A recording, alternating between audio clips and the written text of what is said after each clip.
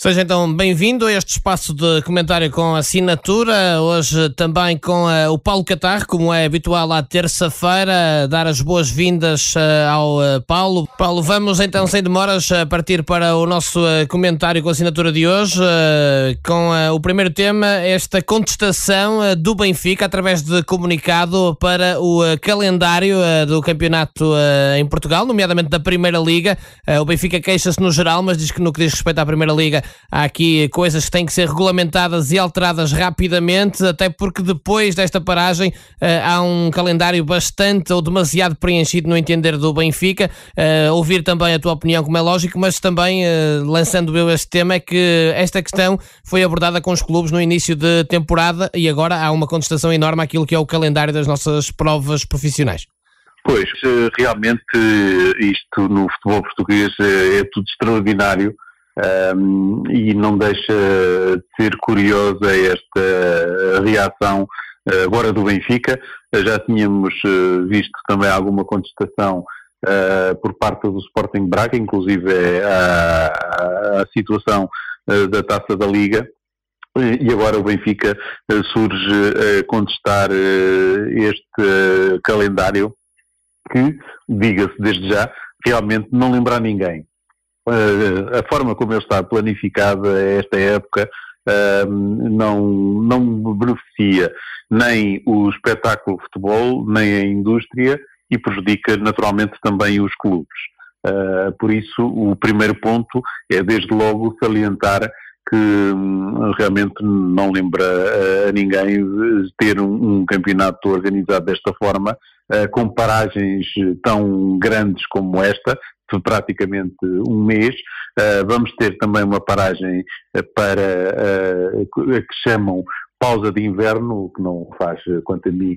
o mínimo sentido também. É na altura em que todos os outros campeonatos têm muitos jogos, é quando nós decidimos parar, um pouco como agora, e realmente, apesar de ter havido esta situação de eleições, e que obrigou a que não se realizasse mais uma jornada, o que é certo é que essa jornada poderia ter sido antecipada para sexta e sábado, com a maior parte dos jogos, até porque, ou mesmo no domingo, porque todas as outras modalidades desportivas em Portugal tiveram jornadas normais em dia de eleições.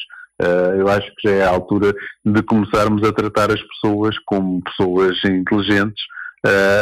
e não fazer delas todas pessoas destituídas, porque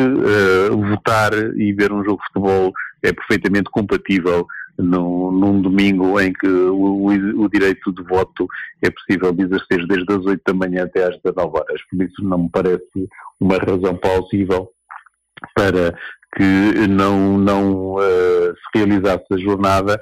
e não me parece lógico que a Liga tenha acedido a diversas posições que foram tomadas para que não se realizasse mais uma jornada. E depois o problema é que ninguém na Liga pensou numa coisa básica, é que íamos ter equipas, pelo menos já sabíamos que íamos ter três, muito provavelmente íamos ter três, com a equipa do Sporting Braga também a chegar logo através da qualificação, e o Vitória de Guimarães à Liga Europa, e depois ficamos com 4. E os jogos da Liga Europa são à quinta-feira. Por isso obriga que muitas vezes há diversas equipas que tenham de jogar à segunda, porque, como se sabe, há, por determinação da FIFA e da UEFA, um prazo de 72 horas entre cada jogo. Ora, se as equipas jogam às 8 horas da noite na quinta-feira, obviamente muitas delas não estão em condições de jogar todas em simultâneo, até por uma questão de necessidades dos operadores televisivos, de jogarem depois no domingo todas às 20 ou mais tarde. Por isso mesmo, os clubes queixam-se muito das imposições das televisões, mas são as televisões que dão dinheiro aos clubes também, e dinheiro importante, para aquilo que é o seu normal funcionamento. Um terceiro ponto tem a ver exatamente com aquilo que tu referiste, que é esta indignação agora dos clubes. Até parece que os clubes não tiveram nada a ver com isto. O que e é isto que para mim é absolutamente extraordinário. Ora, todos os regulamentos da Liga de Clubes são aprovados e discutidos e sancionados pelos clubes nas diversas reuniões e nas diversas Assembleias Gerais. Depois fazem isto tudo e depois, quando as coisas não começam a correr bem, vêm para a rua com esta posição de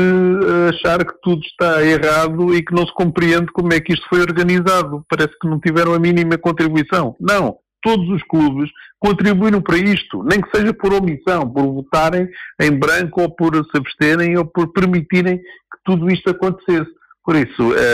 é óbvio que todo este calendário está completamente desajustado com aquilo que é a realidade e com aquilo que deveria ser a produção de uma indústria, que é o futebol, mas os clubes são os últimos, Benfica, Braga, Porto, Sporting, por aí fora, são os últimos a poderem vir contestar aquilo que quer que seja, porque são eles que contribuem para este estado de coisas e são eles que elegeram estes órgãos sociais da Liga de Clubes de Futebol Profissional. Por isso, depois, não venham queixar-se de que as coisas não estão a correr bem. Não, isto não faz o mínimo sentido. E depois, em relação, só para acrescentar um ponto à questão das televisões, eu acho que as televisões têm há muitas formas de melhorar o produto televisivo. Mas os clubes não se podem queixar realmente disto, porque não se pode querer, como se costuma dizer em bom português, solneira e chuva no naval, não é? Não podemos querer o dinheirinho das televisões e depois querer que as televisões não defendam também os interesses próprios. Por isso, tudo isto cheira a uma incapacidade do dirigismo português em realmente rentabilizar um produto que tem muito potencial, que tem imensa qualidade, que é extremamente competitivo a nível mundial, que é o futebol, mas depois com dirigentes desta estirpe realmente acaba por ser aquilo que nós sabemos e acabamos por ter resultados aquém daquilo que poderíamos, porque ninguém está a cumprir realmente o papel que deveria exercer. Paulo, avançando, vamos falar do Benfica e de dois casos. Rafa, que está lesionado, apesar de ter jogado ainda no último fim de semana, no anterior a este, obviamente, antes da paragem, está lesionado, foi dispensado da seleção, e também o caso do estranho, digo eu, de Samaris no Benfica. Sim, Rafa realmente tem vindo a decrescer de produção, isso parece-me óbvio. Em vários dos jogos que tem feito, o que é certo é que tem jogado sempre e, portanto, e aqui para mim a única surpresa reside nisto, no facto de, se ele não está em condições ou se não tinha estado em condições financeiras ideais, como é que jogava sempre. Eu acho que se fala tanto das opções e da riqueza do plantel do Benfica, deveria ter-se tido mais cuidado com essa utilização de Rafa, porque um jogador, quando normalmente faz partidas e quando está tocado ou lesionado, acaba normalmente por agravar essa situação e o tempo de paragem depois é muito mais longo. Depois, já na anterior participação na seleção, o próprio técnico Bruno Lage queixou-se da forma como foi gerida a presença de Rafa e até de Pizzi, e curiosamente Pizzi é também um dos jogadores que está neste momento em clara baixa de forma. Por isso é tudo realmente uma situação estranha e que deveria ser, a meu ver, melhor esclarecida, porque não se compreende tudo isto, e o que é certo é que o Rafa de agora não tem nada a ver com o Rafa que já vimos no final da época passada e que vimos também no início desta. e isso, quem sofre com isso inclusivamente, sobretudo o Benfica e também a seleção, porque o próprio Rafa, eu recordo, foi um elemento fundamental na final da Liga das Nações, época passada, quando jogou na parte final do encontro contra a Holanda e foi absolutamente decisivo. Paulo, quanto a Samaris, sim, Samaris, exatamente. Quanto a Samaris, a questão ainda é mais misteriosa, porque realmente Samaris, não estando com nenhum problema de ordem física, e isso já se sabia, porque já tinha sido noticiado, tem sido por opção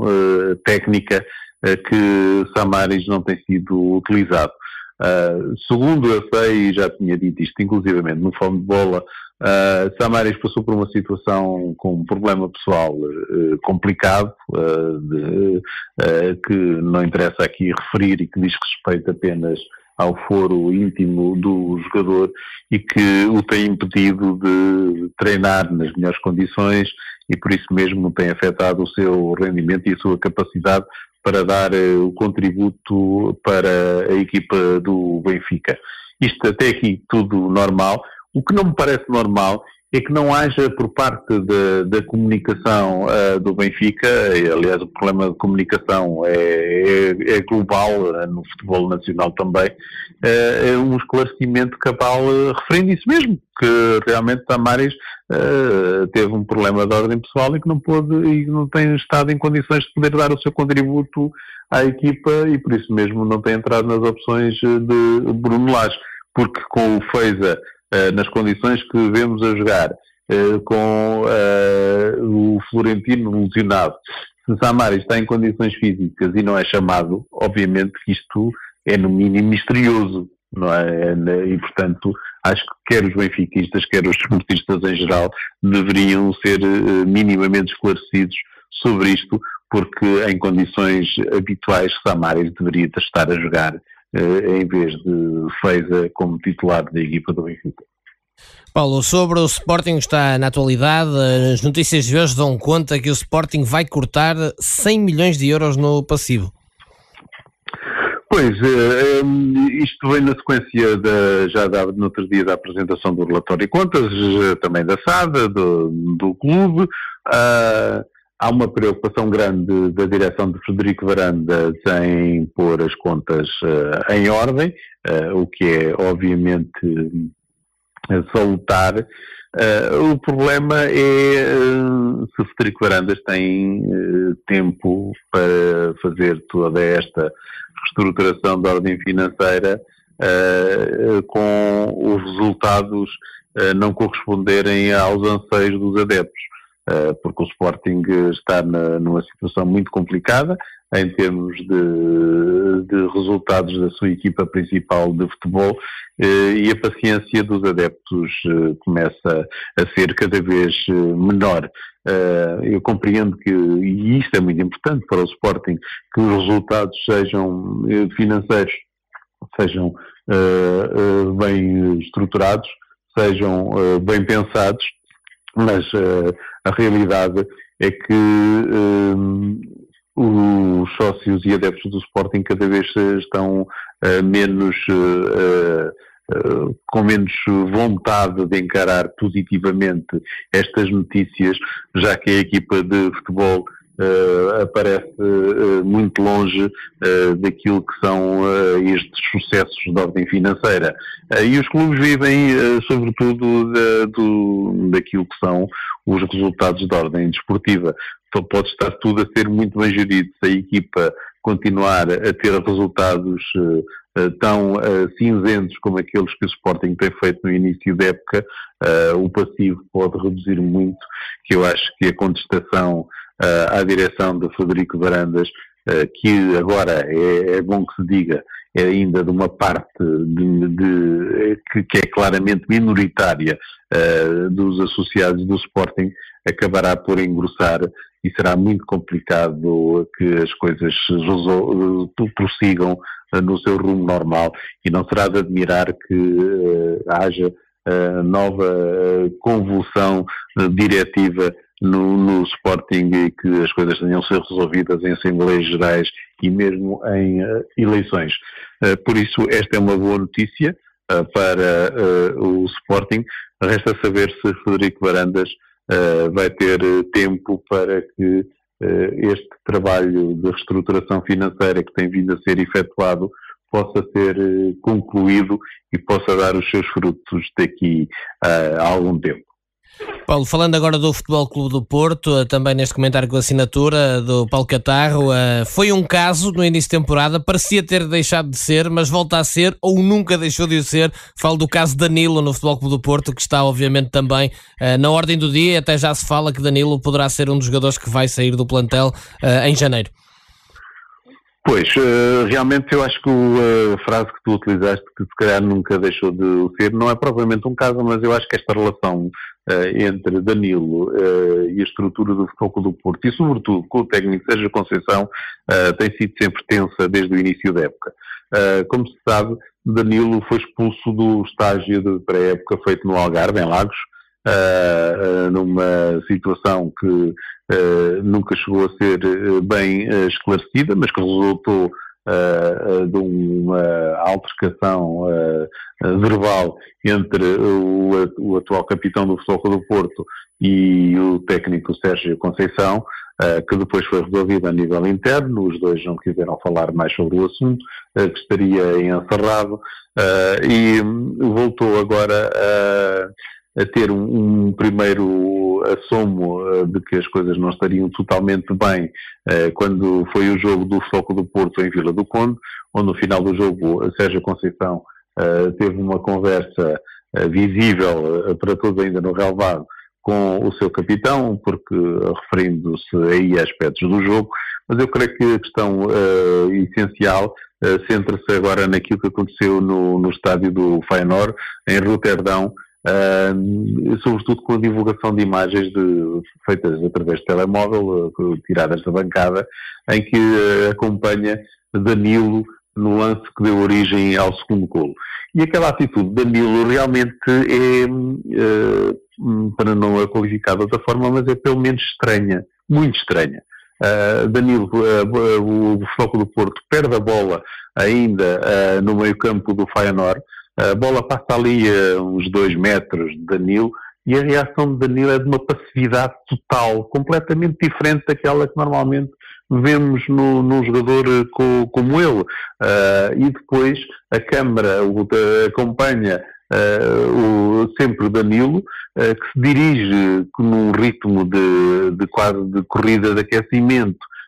para o seu meio-campo, enquanto a jogada se desenrola com maior velocidade pelo lado direito. O Futebol Clube do Porto, entretanto, chega perto da área, acaba por conseguir ficar com a bola chega a Danilo, que faz um mau passe e torna a não reagir, e esse lance dá origem ao segundo golo do Feyenoord, que estávamos na altura a cerca de 11 minutos do final da partida e que ditou praticamente, encerrou com as aspirações do Futebol Clube do Porto a ter um resultado positivo para a Liga Europa no recinto do Feyenoord. Curiosamente, ou coincidentemente, ou talvez não, de imediato o técnico Sérgio Conceição tirou Danilo do jogo e entrou Fábio Silva. Já estava Fábio Silva pronto para entrar. A minha dúvida é que realmente, se não tivesse havido esta jogada, se seria mesmo Danilo a ser o substituído. E a dúvida ainda é maior porque durante todos os jogos desde o início de temporada, Danilo cumpriu os 90 minutos, sempre que foi utilizado, nunca foi substituído. Por isso, nada me fazia crer, porque Danilo é um jogador que confere grande equilíbrio ao meio-campo do Futebol Clube do Porto e à própria forma de atuar da equipa do Futebol Clube do Porto. Nada fazia crer que fosse Danilo a ser o substituído, mas provavelmente seria um médio ou eventualmente até um defesa. Ali era provável que saísse Otávio, mas Sérgio Conceição decidiu-se logo por tirar Danilo, e eu creio que realmente depois de se verem aquelas imagens, ainda mais preocupados ficam os responsáveis do Futebol Clube do Porto com a atitude de Danilo. Eu acho que o caso não toma neste momento maiores proporções exatamente devido a esta interrupção. Danilo também foi chamado para a seleção, vai estar pelo menos 10 dias fora, as coisas vão esfriar, vão seguramente acalmar, mas eu acho que este é um caso a seguir, até porque já há notícias de que o jogador verá com bons olhos uma eventual transferência já no mercado de janeiro, até porque o Futebol Clube do Porto, sem as receitas da Liga dos Campeões, precisa também de fazer dinheiro para fazer face a essa ausência da Liga dos Campeões, que tinha previsto que rendesse pelo menos 60 milhões de euros para esta temporada, mas eu creio que este é um caso para continuar